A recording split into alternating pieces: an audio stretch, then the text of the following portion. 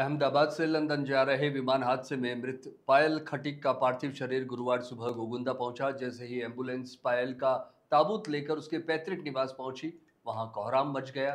परिजनों की चीख पुकार से माहौल गमगीन हो गया और कस्बे वासियों की आंखें भी नम हो उठी। पूरे कस्बे में शोक की लहर छा गई। पायल के शव को ताबूत में देखकर परिजनों ने नम आंखों से उसे अंतिम बार नमन किया। उसके बाद शव को अंतिम यात्रा के लिए मोक्षधाम ले जाया गया, जहां पूरे विधि विधान से अंतिम संस्कार किया गया। अंतिम यात्रा में परिजनों के साथ कैबिनेट मंत्री बाबूलाल खराड़ी, उदयपुर ग्रामीण विधायक फूल सिंह मीणा, देहात जिला अध्यक्ष पुष्कर तेली, पुलिस प्रशासन मौजूद रहा। आपको ये भी बता दें कि 12 जून को हुए अहमदाबाद विमान हादसे में पायल की मृत्यु हो गई थी। डीएनए परीक्षण के बाद बुधवार शाम उसका शव परिजनों को सुपुर्द किया गया। पायल खटीक मूलतः गोगुंदा की निवासी थी, लेकिन उसके पिता सुरेश खटीक कई वर्षों से हिम्मतनगर में रहकर रिक्शा चलाते थे और अपने परिवार का भरण पोषण कर रहे थे। उन्होंने पाई जोड़कर पायल को अच्छी शिक्षा दिलाई। पायल लंदन में एमबीबीएस की पढ़ाई के लिए रवाना हो रही थी, लेकिन दुर्भाग्यवश विमान हादसे में उसके सपनों को अधूरा छोड़ दिया।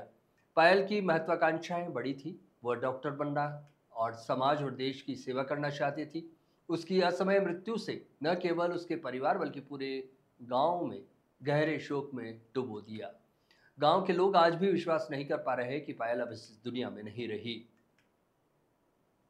मन में एक सपना था कि कुछ अच्छा करेंगे, लेकिन भगवान को पता नहीं क्या इच्छा थी, जिस प्रकार का हुई। मैं उस परिवार को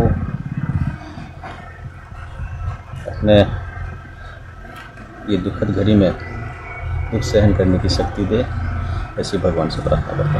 आज हमारे राजस्थान के 14 व्यक्ति इस विमान दुर्घटना में भगवान के यहाँ पे प्यारे हो गए हैं।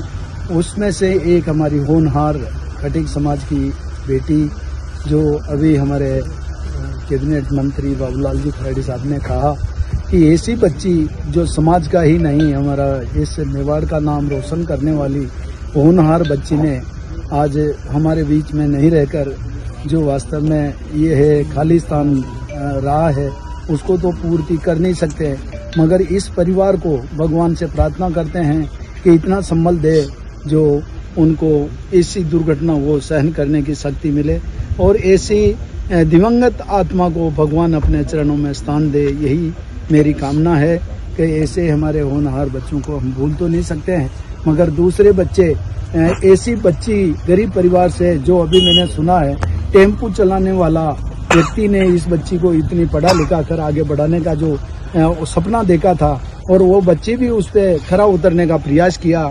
ऐसे बच्चे और आगे बढ़ने का प्रयास करें, ऐसी दुर्घटना ना हो, ऐसी हम सरकार से भी मांग करते हैं कि ऐसा कोई हादसा हो उससे पहले हमारे को ऐसी जहाज को और इनको भी चेक करें।